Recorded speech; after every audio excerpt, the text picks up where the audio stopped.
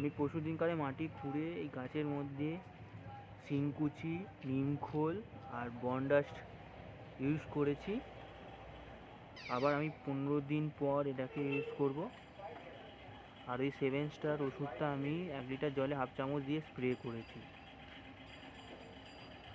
প্রচুর পরিমাণে কুঁড়ি আর ফুল পেতে গেলে এই ফুলের সঙ্গে